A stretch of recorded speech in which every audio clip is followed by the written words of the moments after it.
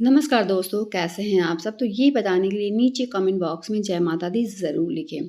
आज हम बात करते हैं नवरात्र के बारे में, कुछ ऐसे महत्वपूर्ण बातें जो कि आपको जानना बहुत ज़्यादा ज़रूरी है। बहुत सारे लोगों के मन में तरह-तरह का ख़्याल भी आता है कि दिन में सोना चाहिए या फिर नहीं।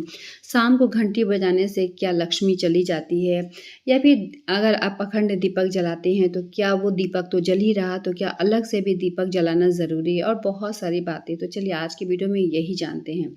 और आगे बढ़ने से पहले मेरी रिक्वेस्ट है कि अगर आपने चैनल को सब्सक्राइब नहीं किया तो प्लीज़ चैनल को भी सब्सक्राइब कर वीडियो को लाइक भी ज़रूर करें।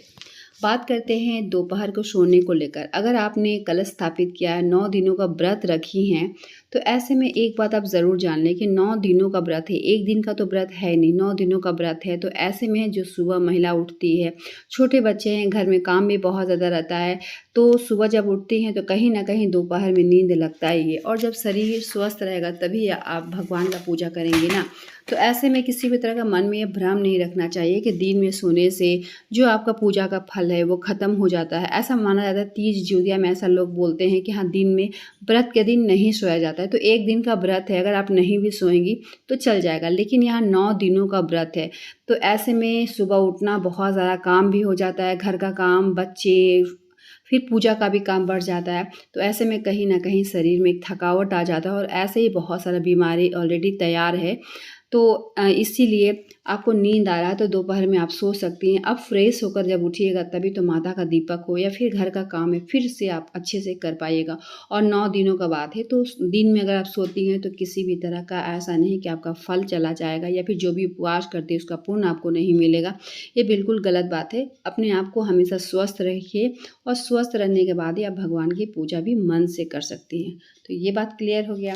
अब बात करते हैं दीपक को लेकर कि शाम को घंटी बजाना चाहिए या नहीं, शंख बजाना चाहिए या फिर नहीं। बहुत सारे लोग का ऐसा भी होता है कि शंख नहीं बजा सकते हैं या फिर घंटी नहीं बजाया जाता है। तो देखिए, शाम का समय है और शंख तो शाम को ज़रूर से ज़रूर बजाना चाहिए। शंख भी एक हुनर ही है, सभी को शंख बजाने भी नहीं आता है। तो शंख का ध्वनि जो है वो गूंजे घर में, तो इसे कहा जाता है लक्ष्मी का वास होता है।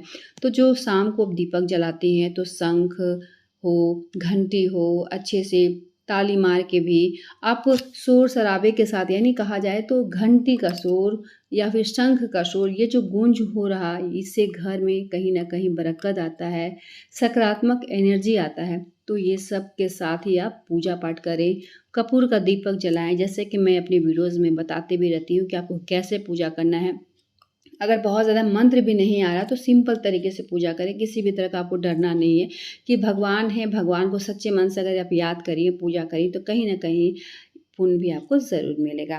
अब बात करते हैं कि अगर आपने अखंड दीपक जला रखा है तो क्या सुबह और शाम दोनों टाइम दीपक दिखाना ज़रूरी है? तो देखिए, अखंड दीपक जो है वो माँ के समीप आपने रखा है कि ये दीपक टूटे ना, क्योंकि ये दीपक जो है बुझे ना, अखंड दीपक है, उससे किसी भी तरह का आपको छेड़छाड़ नहीं करनी है। उसको उठाना भी नहीं है, दिखाना भी नहीं है, क्योंकि वो अखंड दीपक एक जगह ही रहने दें। दूसरी बात है कि सुबह जब आप पूजा करने जाती हैं तो एक दीपक आप ज़रूर जलाएँ, दीपक जलाएँ, पूजा करें। और साक्षी के रूप में भी कहा जाता है, एक दीपक होता है कि आपने पूजा किया, उसी से आप आरती वगैरह सब करें। जो अखंड दीपक है उसको बिल्कुल छेड़छाड़ नहीं करना है। शाम को भी आपको दीपक जलाना है, तो शाम और सुबह दोनों टाइम आपको दीपक ज़रूर से ज़रूर जलाना है। इस बात के भ्रम में आप ना रहें कि अखंड दीपक तो जल रहा है तो दीपक की ज़रूरत नहीं है। इतना कठिन व्रत जब आप की हैं तो थोड़ा-सा और आपको अगर मेहनत लग ही रहा तो ऐसे में दीपक ज़रूर जला, क्योंकि सुबह-शाम अगर आप दीपक देती तो कहीं न कहीं एक लक्ष्मी घर में, कहा जाता है कि सांझ के समय दीपक जलाने से घर में लक्ष्मी आती है। तो समझ गए, ये तीनों पॉइंट मैंने क्लियर कर दिया है।